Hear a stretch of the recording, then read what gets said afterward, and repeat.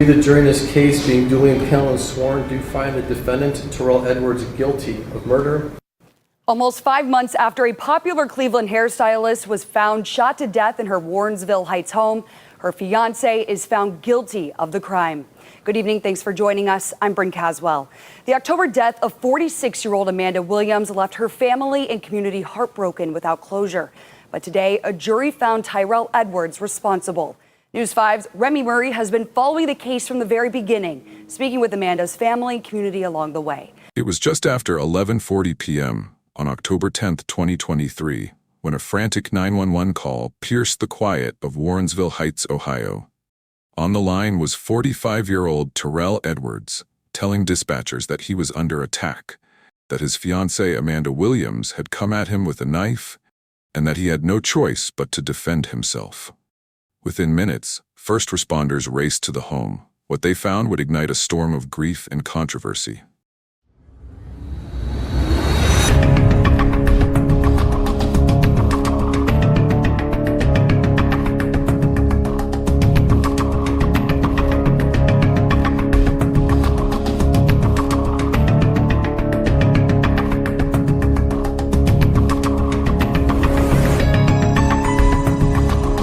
Amanda, a beloved mother, grandmother, entrepreneur, and community leader, lying on the floor with multiple gunshot wounds.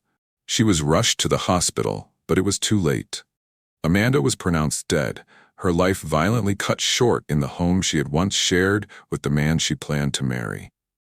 But this wasn't just another tragic shooting. The story that unfolded over the following months revealed disturbing contradictions between words and evidence, between a claim of self-defense and the reality of 8 gunshot wounds, including devastating injuries to Amanda's neck and back.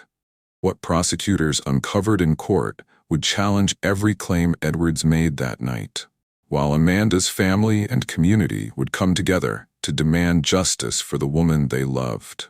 To understand the weight of that loss, you have to know who Amanda was. For more than 27 years, she dedicated her life to cosmetology. She was the proud owner of A La Mode Styles, a thriving salon in University Heights, where she didn't just style hair, she empowered women. She trained younger cosmetologists, mentored aspiring entrepreneurs, and created a space where her clients felt like family. Her impact stretched far beyond the salon chair. Amanda was a proud sister of Delta Sigma Theta Sorority, Incorporated, an organization known for its deep commitment to service, scholarship, and sisterhood. In her church and in her neighborhood, Amanda was recognized as someone who lifted others up. She raised her daughter, Tyler, with strength and devotion, and later embraced the role of grandmother with the same love and energy that defined her entire life. To her loved ones, Amanda was more than her titles. She was the person who showed up, who made people laugh, who listened when someone needed advice. Her story is not only about the way her life ended, but also about the incredible legacy she built along the way. But the relationship she shared with Edwards was far from the fairy tale it may have appeared. In court, prosecutors introduced evidence of abuse that painted a troubling picture. Text messages showed Edwards admitting to violence, including an apology that read, "I'm sorry I kicked you in the face." In her own words, Amanda described herself as a battered woman, a chilling acknowledgement of the pain she was enduring behind closed doors. Photographs and testimony further documented the cycle of abuse. Yet Amanda was also a woman determined to reclaim her independence. One symbolic yet powerful act was when she removed Edwards from her cell phone plan. It may have seemed like a small step, but to Amanda it was a way of saying, "I am taking back control." Prosecutors later argued that this decision represented a turning point, one that escalated tensions in the relationship and exposed Edwards' need to maintain dominance. On the night of October 10th, everything came to a head. Edwards told police he acted in self-defense, claiming Amanda attacked him with a knife and held him hostage. He insisted he had no choice but to shoot.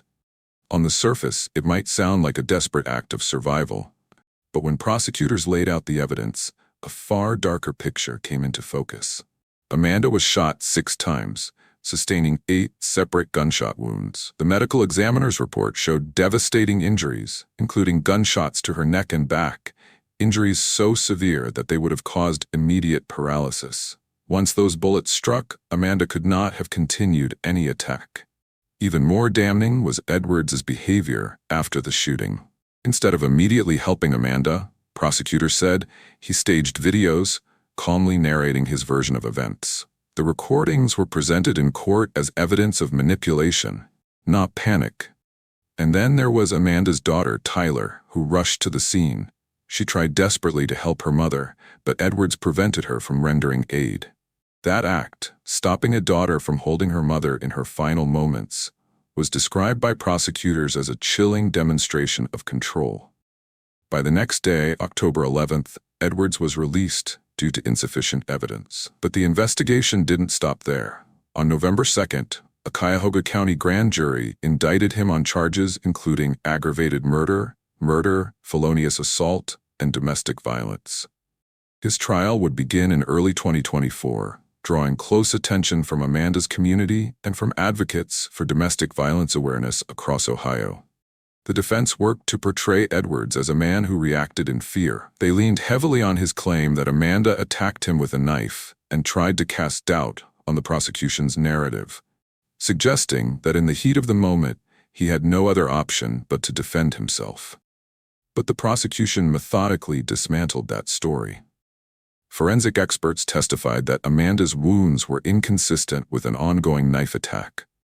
The trajectory of the bullets, the placement of the injuries, and the sheer number of shots told a different story, a story of overkill, not self-defense. Jurors also heard about Amanda's documented history of abuse, her attempts to free herself, and Edwards' controlling behavior. The picture that emerged was not of a man defending his life, but of a man determined to maintain dominance at any cost. On March 4, 2024, the jury delivered its decision. Edwards was found guilty of murder, guilty of felonious assault, and guilty of domestic violence. He was acquitted of aggravated murder, sparing him the harshest possible penalty of life without parole. Still, the verdict carried weight. On March 11th, he was sentenced to life in prison, with the possibility of parole after 24 years. For Amanda's family, it was a bittersweet moment. Justice had been served, but no sentence could bring back their mother, grandmother, sister, and friend. From the bottom of our heart, without him, we wouldn't have got this far either. And we just also want to thank everyone for the support and coming along with us on this ride. During the sentencing, Amanda's daughter Tyler delivered a powerful impact statement. She spoke of her mother's love, her guidance, and the unbearable loss left behind. She reminded the court and the world that Amanda was not just a statistic. She was a woman with dreams, with accomplishments, and with people who loved her deeply. Edwards did not stop fighting. His attorneys filed an appeal, challenging both the verdict and the sentence. But in February 2025, the 8th District Court of Appeals upheld both. The judges ruled that the evidence against Edwards was overwhelming and that the jury's verdict was sound. For Amanda's family, the decision closed another chapter. While appeals could theoretically continue, the affirmations solidified that the justice system had recognized Amanda's death for what it was: murder, not self-defense. Amanda's death reverberated throughout Warrensville Heights and beyond. Her sorority sisters in Delta Sigma Theta honored her memory, remembering the countless ways she contributed to service and uplift. Her church family mourned her absence in the pews. Her clients at Alamode Styles spoke of her kindness, her mentorship, and the hole left in their lives. In the wake of her death, community organizations and activists amplified efforts to address domestic violence. Programs like Love Shouldn't Hurt became rallying points, using Amanda's story as both a warning and an inspiration.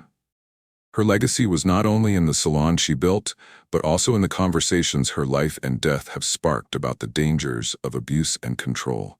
Amanda's case forces us to ask hard questions. If Edwards' actions were truly about survival, why do the forensic facts suggest otherwise?